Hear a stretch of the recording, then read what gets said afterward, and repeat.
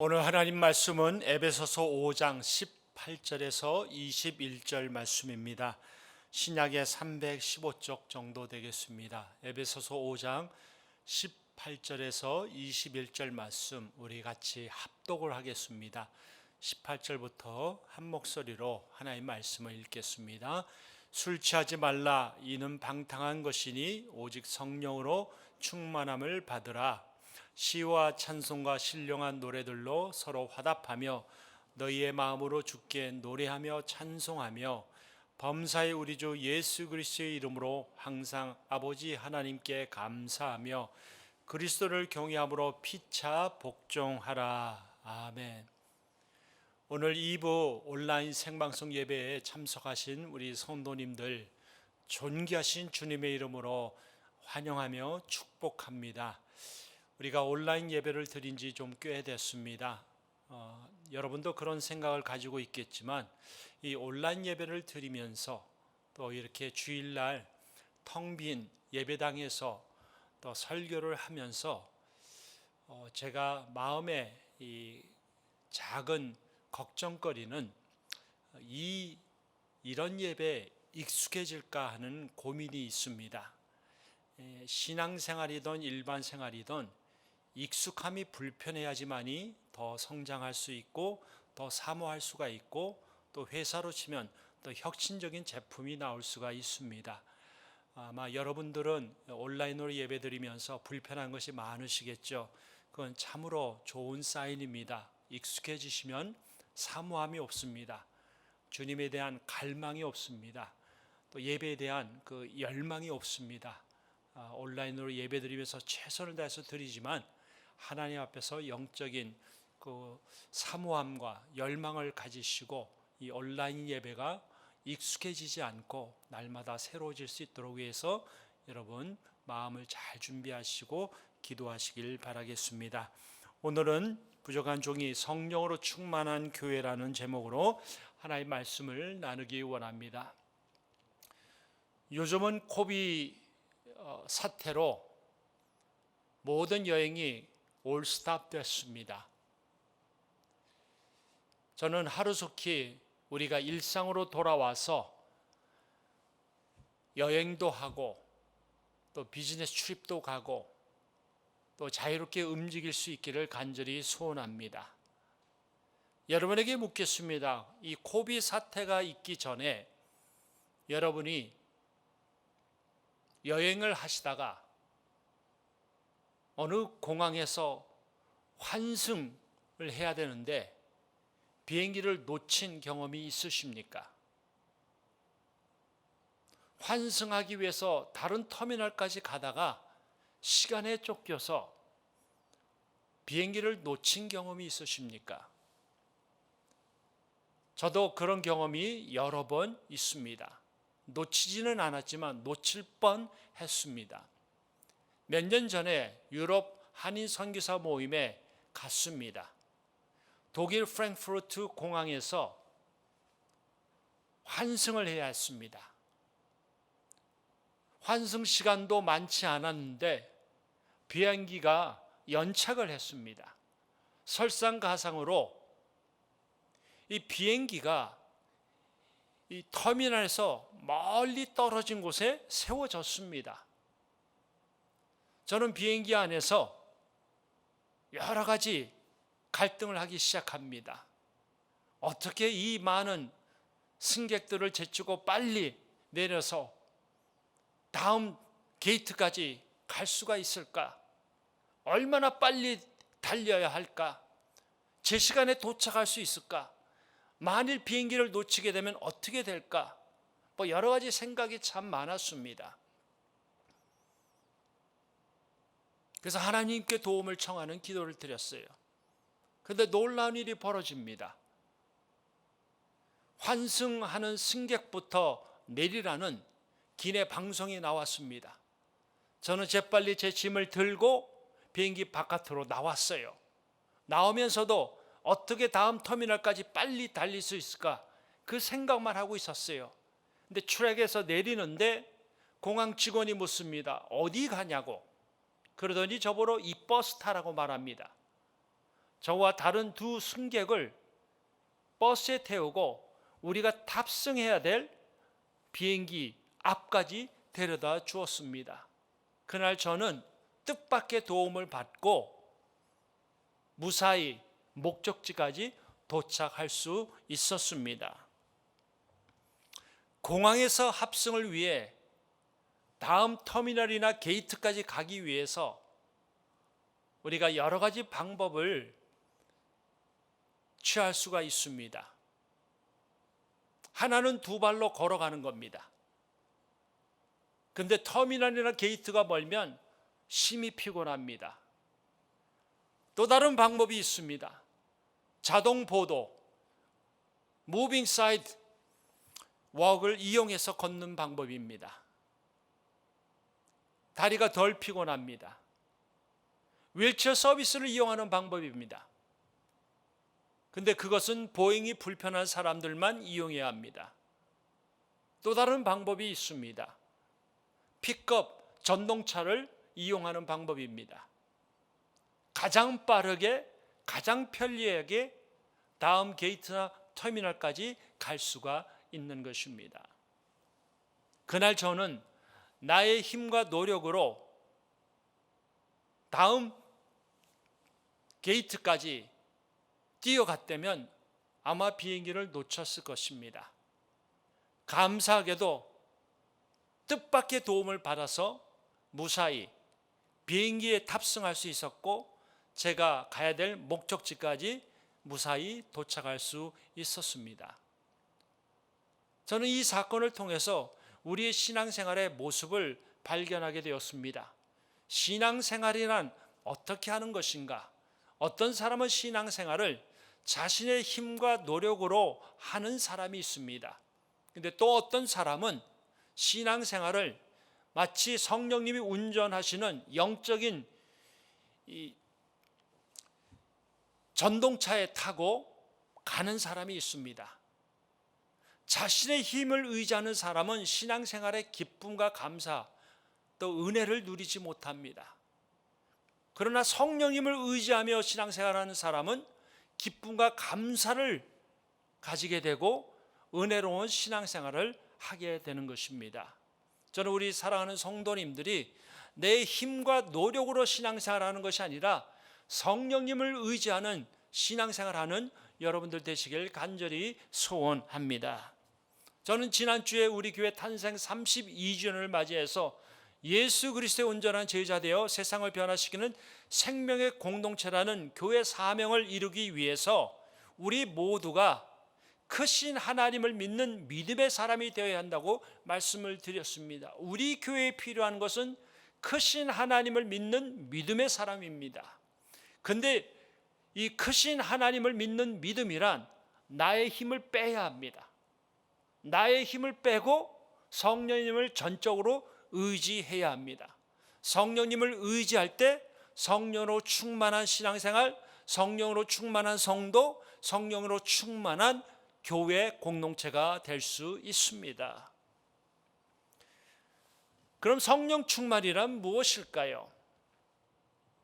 기도원에 올라가서 소나무 하나를 잡고 밤새 기도하다가 소나무를 뿌리채 뽑으면 성령 충만한 것입니까? 수시로 할렐루야 하거나 방언 기도하면 성령 충만한 것입니까? 아니면 좀 신통하다는 어느 목사님께 안수기도 받아서 마치 몸이 붕 떠는 느낌을 경험하면 성령 충만한 것입니까? 성경은 우리에게 성령 충만을 뭐라고 말씀할까요? 우리가 잘 아는 말씀입니다. 에베소서 5장 18절 말씀입니다. 술 취하지 말라. 이는 방탕한 것이니 오직 성령으로 충만함을 받으라. 사도 바울은 성령 충만을 술 취함과 대조해서 설명을 하고 있습니다. 그 당시 에베소 도시의 사람들은 바카스라는 포도주와 혼음 축제의 신을 섬기고 있었어요. 저들은 바카스 신과 교통하고 그 신의 인도를 받기 위해서 취하도록 술을 마셔야 된다고 생각했던 것입니다. 그러므로 에베소 교회 성도들은 사도 바울이 술 취하지 말라는 말의 의미가 무엇인지를 잘 알고 있었습니다. 사도 바울은 에베소 성도들에게 에베소 도시의 사람들처럼 술 취해서 우상의 지배를 받지 말고 성령으로 충만해서 성령의 지배를 받으라고 말씀하고 있는 것이에요. 성령 충만이란 내 안에 계시는 성령님의 지배를 받는 것입니다. 저는 지금까지 살면서 술 취해 본 적이 단 한 번도 없습니다. 그러나 저는 술을 좋아하시는 저의 아버님을 통해서 술 취함이 뭔지를 잘 압니다. 저희 아버님은 술과 친구들을 참 좋아하셨어요. 그래서 술을 취하실 정도로 드십니다. 그러면은 술 주정을 하십니다. 조용하신 분이 때로는 소리를 지릅니다. 때로는 어머니와 다툽니다. 때로는 자녀들을 야단을 칩니다. 저는 저희 아버님, 술을 좋아하시는 저희 아버님을 통해서 술 취함이 뭔지를 잘 압니다. 우리 한국 사람들도 참 술을 좋아합니다. 우리 한국 사람들은 취할 정도로 술을 마십니다. 우리 한국 사람들이 얼마나 술을 좋아하는지 아십니까? 2018년 통계청 자료에 의하면 작년 한 해 동안, 그러니까 2017년도죠. 작년 한 해 동안 국내에서 판매된 소주는 36억 1512만 병이라고 합니다. 36억 1512만 병의 소주가 판매되었어요. 돈으로 환산하면 3조 7천억 원이라고 합니다. 놀라지 않으시죠? 3조 7천억 원. 국민 한 사람당 1년 동안 70병의 소주를 마셨대요. 한 사람당 70병입니다. 놀랍지 않습니까? 우리 한국 사람들은 술을 좋아하고 취할 때까지 술을 마십니다. 2차, 3차 기본이죠. 어떻게 아냐고요? TV에서 봤습니다. 우리 한국 사람들 술을 그렇게 좋아해요. 우리는 어떻습니까? 예수를 믿는 저와 여러분은 어떻습니까? 우리는 무엇에 취하고 삽니까? 술에 취하고 삽니까? 세상의 쾌락에 취하고 삽니까? 게임에 취해서 살고 있습니까? 아니면 성령으로 충만하고 살고 있습니까? 왜 성경은 우리에게 술 취하지 말고 성령으로 충만하라고 말씀을 했을까요? 에베소서 5장에 보면 세월을 아끼라 때가 악하니라고 말씀했어요. 세상이 악하기 때문에 성령 충만함을 받으라고 말씀합니다. 악한 세상은 저와 여러분으로 하여금 방탕하게 살도록 유혹합니다.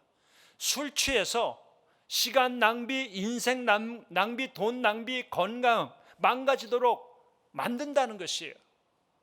그렇기 때문에 그 악한 세상을 이길 방법은 성령의 지배를 받는 것, 성령의 다스림을 받는 것이라고 말씀합니다. 또한 우리가 이 악한 세상에서 지혜롭게 살기 위해서 성령 충만함을 받아야 돼요. 악한 세상에서 지혜롭게 살려면 세상에서 영향을 끼치는 하나님의 사람, 믿음의 사람으로 살려면 성령의 돕는 손길을 경험해야 돼요. 성령의 다스림을 받지 아니하면 지혜로운 인생, 지혜로운 삶을 살 수 없는 것입니다. 성령의 충만을 받으라는 이 동사는요, 수동태입니다. 패시브예요. 성령 충만함의 주체가 내가 아니라 성령님입니다. 내가 아니라 성령 하나님이라는 말씀이에요. 저와 여러분이 성령을 더 받아야 하는 것이 아니라 성령님이 더 우리를 다스려야 합니다. 다시 말씀드립니다. 우리가 성령 충만을 받기 위해서 저와 여러분이 더 성령을 받아야 되는 것이 아니라 성령님이 더 지금보다 더 우리의 삶을 다스려야 돼요. 우리가 성령님의 지배하 아래 있어야 합니다. 또한 이 동사는 명령형이고 복수형입니다. 모든 그리스도인들이 성령으로 충만해야 됩니다. 이것은 제한이 아니라 명령입니다. 그리고 이 동사는 현재형이에요. 우리가 예수님을 개인의 구세주로 영접하면 성령님이 우리 안에 들어오십니다. 성령 세례를 받습니다. 이것은 우리 일생에 있어서 단 한 번 일어나는 사건입니다. 그러나 성령 충만은 매일 수시로 받아야 되는 것이에요. 그러면 우리가 어떻게 성령으로 충만할 수 있겠는가? 오늘 19절서부터 21절 말씀 다시 한번 보겠습니다. 시와 찬송과 신령한 노래들로 서로 화답하며 너희의 마음으로 주께 노래하며 찬송하며 범사의 우리 주 예수 그리스도의 이름으로 항상 아버지 하나님께 감사하며 그리스도를 경외함으로 피차 복종하라. 성경학자들 중에서 이 말씀을 가리켜 성령 충만의 결과가 무엇인지를 설명하고 있다고 주장을 합니다. 그러나 어떤 학자들은 이 본문은 성령 충만의 결과를 말하는 것이 아니라 어떻게 성령으로 충만할 수 있는지 그 방법을 설명하고 있다고 말을 합니다. 저는 후자라고 생각합니다. 오늘 이 본문 말씀은 성령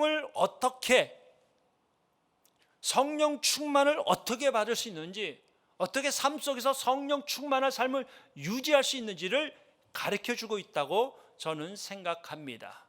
그럼 저와 여러분이 어떻게 이 악한 세상에서 성령 충만을 받을 수 있을까요? 세 가지를 같이 생각하길 원합니다. 첫 번째는 우리가 예배자로 살 때 성령 충만을 받습니다. 본문에 보니까 시와 찬송과 신령한 노래라고 말했습니다. 이것은 예배의 생활화를 말합니다. 우리가 이 땅에 존재하는 이유는 하나님을 영화롭게 하는 것이에요. 하나님을 예배하는 것입니다. 여러분, 우리가 예배자로 살 때 성령의 다스림, 성령의 역사를 경험하게 되는 것입니다. 우리가 예배자로 살아야 됩니다. 여러분, 우리가 하나님 앞에서 예배자로 살 때 성령의 놀라신 역사를 경험해요. 여러분, 삶의 현장에서 일상생활에서 예배자로 사시고 특별히 거룩한 주일 하나님 앞에서 예배자로 사시기 바랍니다. 주님의 높고 위대하심을 찬양해 보시기 바랍니다. 십자가의 그 사랑을 마음에 담고 찬양해 보시기 바랍니다. 하나님을 예배해 보시기 바랍니다. 하나님을 사모해 보시기 바랍니다. 하나님 앞에 나와서 기도해 보시기 바랍니다. 하나님 앞에서 예배자로 쓸 때 우리 하나님께서 성령을 통해서 우리의 심령을 터치해 주시고 우리의 삶에 역사해 주신 줄 믿으시기 바랍니다. 온라인으로 예배드리는 성도 여러분, 우리가 온라인에서 여러분이 최선을 다해서 예배드리지만 여러분 더 하나님 앞에 예배에 주목하시기 바랍니다. 사모하시기 바랍니다. 예배에 여러분 정말 목숨 거시기 바랍니다. 여러분 예배 시간 지키시기 바랍니다. 예배는 설교 듣기 위해서 들어오는 시간이 아닙니다. 하나님을 예배하는 시간입니다. 설교 끝날 때까지 미리미리 여러분 마음을 다하여 예배를 준비하시고 끝까지 하나님 앞에서 마음을 다해서 예배를 드리시는 여러분들 되시길 주의 이름으로 축원드립니다. 여러분 주일날 특별히 여러분 온라인으로 예배를 드리지만 단정한 옷차림으로 하나님 앞에서 거룩의 옷을 입고 또 마음도 하나님 앞에서 새로운 마음을 가지고 사모하는 심령, 갈급한 심령으로 하나님을 예배하겠다는 그 마음의 결단 가지고 예배하시는 여러분 되시기 바랍니다. 왜 성령이 내 삶에 역사하지 않는가? 예배가 없어서 그래요. 예배가 식어지고 예배가 약해지고 하나님을 찾는 심령들이 사라지면요 성령이 역사하지 않습니다. 성령의 충만을 받지 못합니다. 사도 바울은 시와 찬송과 신령한 노래로 서로 화답하라. Speak one another. 소통을 말합니다. 화답은 소통이에요. 여러분 이렇게 생각해 보시기 바랍니다. 가정에서 식구들이 예배하는 마음으로 서로 소통하면 어떤 결과가 일어날까요? 다락방에서 순원들이 예배하는 마음으로 서로 소통하면 어떤 결과가 일어날까요? 갈등 사라집니다. 섭섭병 사라집니다. 서로를 귀하게 여깁니다. 서로를 위해서 축복해 줍니다. 격려해 줍니다. 하나님의 사랑이 넘치는 공동체가 될 것입니다. 그러기에 예배가 살아있으면요, 하나님 앞에서 예배자로 살면 소통이 이루어지지만 예배자로 살지 못하면 불통이 일어나는 거예요. 하나님과의 관계에서도 불통이고 가족들끼리 사람들과 관계에서도 불통입니다. 우리 교회는 이 어려운 시기에도 예배를 멈추지 않습니다. 코로나 사태로 교회 문은 닫았어도 예배 문은 활짝 열려 있습니다. 사랑하는 성도 여러분, 우리는 예배자입니다. 우리는 거룩한 주일을 구별해서 하나님을 경배하는 예배자이고, 너희 몸을 하나님이 기뻐하시는 거룩한 산제사로 드리라는 하나님의 말씀에 순종하여 일상에서 예배자로 사는 예배자들입니다. 믿으십니까? 미국의 26대 대통령이었고 노벨 평화상을 수상했던 티어더 루즈벨트 대통령이 있습니다. 이분이 예배의 중요성에 대해서 이런 말을 했습니다. 한번 보시기 바랍니다. 여러분, 하나님은 영이시기 때문에 어느 장소에서나 하나님을 예배할 수 있고 어떤 시간에도 하나님을 예배할 수 있습니다. 그러나 그것은 한 가지 조건이 충족되어야 합니다. 당신이 어느 장소에서나 하나님을 예배하는 자가 되려거든 특정한 시간인 주일에 특정한 장소인 교회에서 먼저 예배드리는 사람이 될 때만이 그것이 가능합니다. 물론 우리가 지금 온라인으로 예배를 드리지만 함께 모여서 드리는 이 공동체 예배가 너무나 소중하다는 걸 말씀하고 있습니다. 사랑하는 성도 여러분, 예배가 살아나시길 주의 이름으로 축원드립니다. 하나님을 열망하는 예배가 살아남으로 말미암아 성령의 역사를 경험하는 우리 남가주 사랑의 교회 성도님들 되시길 주의 이름으로 축원드립니다. 성령 충만함을 유지하는 비결이 무엇인가? 예배자로 사는 거예요. 예배자로 살 때 성령의 역사를 경험해서 나의 욕망, 나의 욕심을 다스리시는 성령님을 경험합니다. 입만 벌리면 불평하고 원망하고 남을 탓하고 남을 비난하는 나의 입술을 다스리시는 성령님을 경험합니다. 나의 못난 성격, 좁쌀같이 작은 나의 마음을 다스리시는 성령님을 경험합니다. 예배자로 사시기 바랍니다.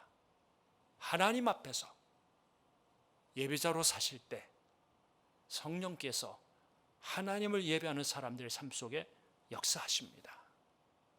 두 번째로는 우리가 감사하며 살 때 성령 충만을 받습니다. 20절 말씀 보시기 바랍니다.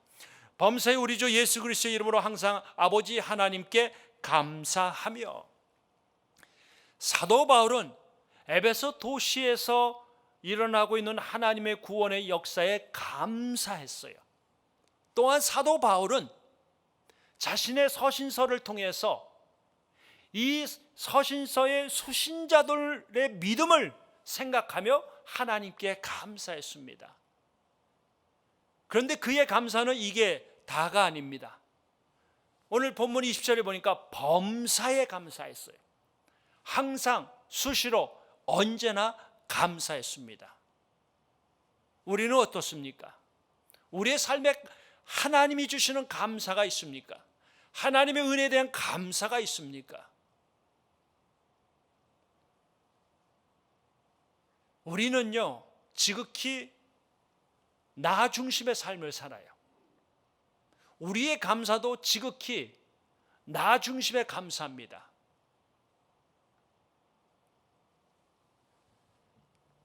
연방 정부의 스몰 비즈니스 구제 기금을 받으면, PPP를 받으면, 언엠플로이먼트 책을 받으면 감사하지만 그렇지 못하면 감사하지 못합니다. 큰 집에 살면 감사하지만 작은 집에 살면 감사할 줄 모릅니다. 일이 내 뜻대로 되고 내가 원함이 이루어지면 감사하지만 그렇지 않으면 감사를 잘 못합니다. 모든 것이 나 중심이고 모든 것이 나의 기준에 의해서 이루어지는 것이에요. 감사하지 못하니까 모든 것이 섭섭합니다. 감사하지 못하니까 불평과 불만으로 삽니다. 배우자에게 따지고 성도들에게 따지고 더 나아가서는 하나님께 따집니다. 감사하지 못하니까 섭섭병에 걸려서 잘 삐지는 거예요. 사랑하는 성도 여러분, 성령 충만을 받길 원하십니까? 성령 충만함을 유지하고 살길 원하십니까? 베스트셀러 작가인 앤 보스캠프는 감사는 마음의 기억이다 라고 말했어요. 맞습니다. 감사는 마음의 기억이에요. 감사는 내 삶 속에 역사하신 하나님의 은혜를 기억하는 거예요. 하나님의 은혜를 기억할 때 감사할 수 있는 거예요. 여러분은 여러분을 향한 하나님의 은혜를 아십니까? 나 같은 사람을 구원해 주신 이 하나님의 은혜를 아십니까? 이 하나님의 은혜를 하며 감사할 수가 있어요. 일이 내 뜻대로 되지 아니해도, 여전히 신분 문제 해결되지 아니해도, 여전히 몸에 이상이 있다 할지라도, 여전히 가난에 시달린다 할지라도 주님이 나와 함께 하시고 주님이 나에게 은혜를 주셨기에 그 주님의 은혜 때문에 감사하는 것입니다. 환경 여건이 아니라 내 삶에 여전히 역사하시는 그 주님 때문에 감사하는 거예요. 정말 보잘것없는 나에게 나를 따라오너라, 나 같은 사람에게 이런 거룩한 부르심을 주신 주님의 은혜에 감사하는 것이에요. 저와 여러분이 주님을 따를 자격이 있습니까? 없죠. 근데 주님이 불러주신 게 얼마나 감사합니까? 설령 나를 따라라는 주님의 이 부르심이 세상의 부귀영화로 인도하는 길이 아니라 할지라도, 나를 따라라는 이 주님의 부르심이 예수를 위해서 죽으라는 이 주님의 거룩한 부르심이라 할지라도 나 같은 사람에게 주님을 위해서 살 수 있도록 은혜를 주셨다면 이것처럼 감사한 일이 어디 있겠습니까?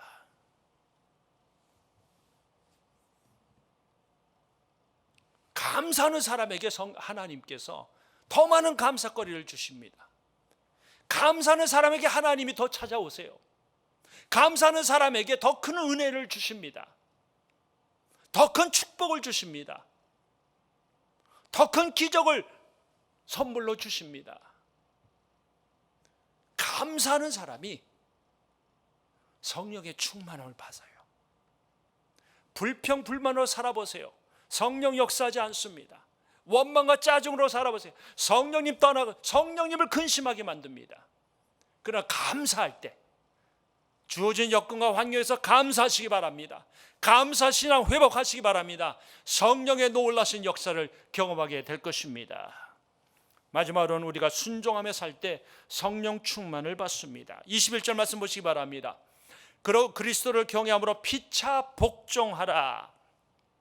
피차 순종하라는 말씀이죠. 예수 그리스도를 인격적으로 만난 사도 바울은요, 예수님의 말씀에 따라 순종하며 살았어요. 주님이 가라 하면 가고 서라 하면 섰어요. 그는 예수님을 인격적으로 만난 후부터는 철저하게 말씀에 따라 순종하며 살았습니다. 지금 사도 바울은 에베소 교회 성도들에게 자신이 말씀에 따라 순종하며 살았듯이 성도들도 말씀에 따라 순종하며 살기를 권면하고 있습니다.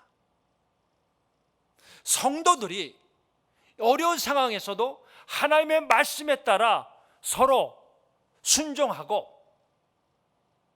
아내가 말씀에 따라 남편에게 순종하고, 남편이 말씀에 따라 아내를 사랑하고, 자녀는 말씀에 따라 부모님을 순종하고 종은 말씀에 따라 주인에게 순종하고 주인은 말씀에 따라 종을 사랑으로 여기라는 말씀이에요.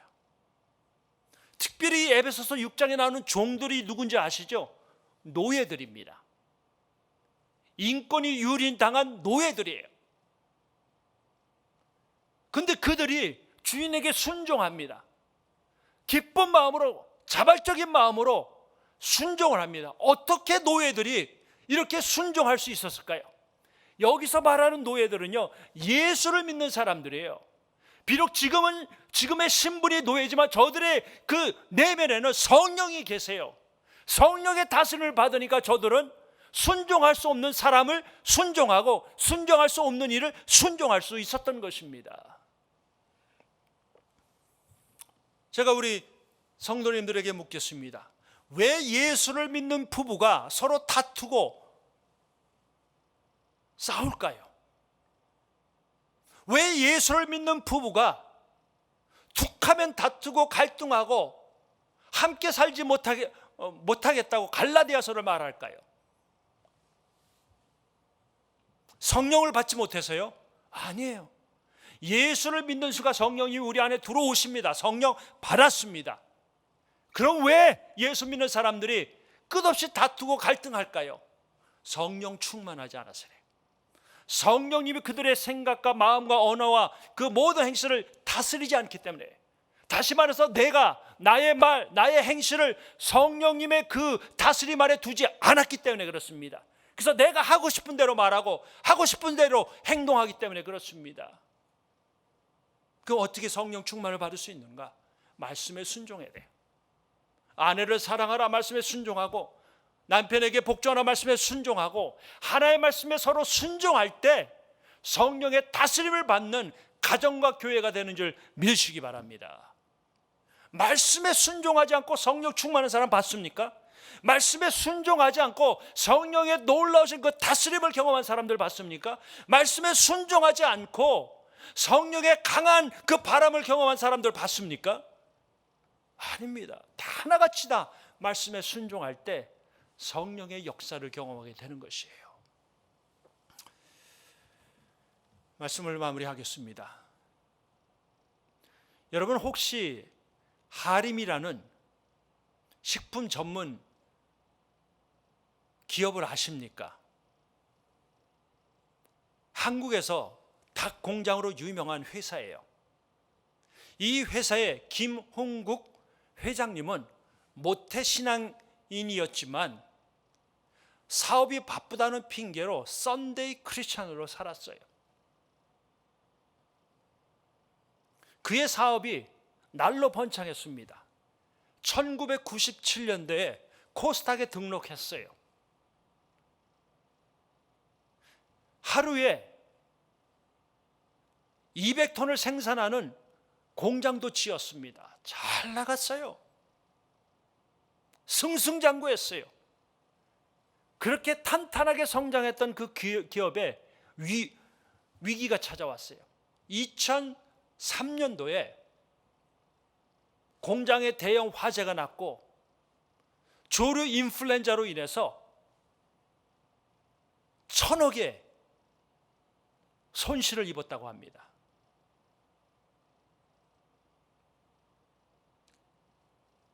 이 김홍국 회장님은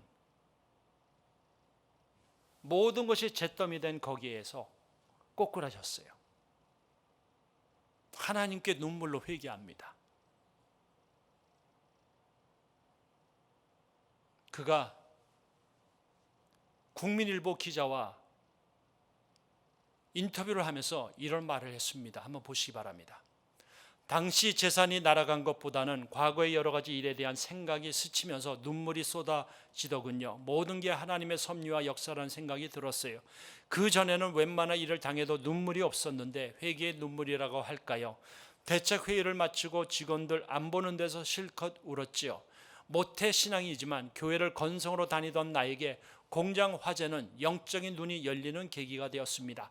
나에게 불이 난 후 화학적인 변화가 생겼습니다.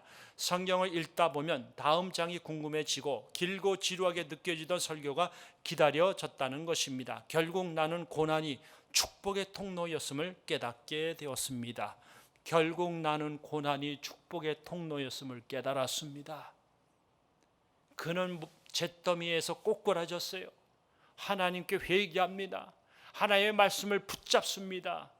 그리고 그는 그때부터 새벽 기도를 쌓기 시작했대요. 그가 이런 고백을 합니다. 내가 하나님의 말씀을 붙잡고 하나님께 지혜를 달라고 기도했더니 연단하신 하나님이 나의 길을 열어주셨다. 다시 말씀드립니다. 내가 하나님의 말씀을 붙잡고 하나님께 지혜를 달라고 기도했더니 나를 연단하신 하나님이 나의 길을 열어주셨다. 그는 더 이상 썬데이 크리스찬이 아닙니다. 그는 신앙적으로 완전히 뒤집어졌어요. 그리고 그 교회 건축위원장을 맡을 정도로 성숙한 그리스도인이 되었습니다. 그리고 하나님께서 그 회사에 축복을 주시는데 지금 매출이 2조 원이라고 합니다. 연간 매출이 2조 원의 그 기업을 하나님이 선물로 주셨대요. 사랑하는 성도 여러분, 다 어렵습니다. 다 위기입니다. 그때 우리에게 필요한 것이 무엇일까요? 성령의 다스림이에요. 나의 생각, 나의 마음, 나의 가정, 나의 미래를 성령님이 다스려야 돼요. 어떻게 성령님의 다스림을 받을 수 있을까요? 말씀 앞으로 돌아와야 돼요. 이 김은국 회장님처럼 하나님 앞에서 말씀을 붙잡아야 돼요. 말씀에 순종할 때 성령 충만을 경험하게 됩니다. 하나님 은혜에 감사하시기 바랍니다. 불평, 불만 이제 끄세요. 포기하세요. 하나님 앞에서 이제 감사하겠다고, 주어진 여건에서 감사, 자족하는 마음으로 사시고 감사하는 마음으로 사시기 바랍니다. 나에게 베풀어 주신 하나님의 은혜를 기억하시고 감사해 보시기 바랍니다. 성령의 역사를 경험하게 될 것입니다. 그리고 더 나아가서 예배자로 사셔야 돼요. 온라인으로 예배를 드리지만 하나님을 예배하겠다는 마음 가지고 사시고 일상에서 산제사로 우리의 삶을 드리는 예배자로 사시기 바랍니다. 우리 하나님께서 우리 남가주 사랑교회 성도님들 한 분 한 분을 성령으로 타치하시고 성령으로 충만케 하는 믿음의 사람으로 세워주실 줄 믿습니다. 그런 은혜가 여러분과 저에게 있길 주의 이름으로 축원드립니다.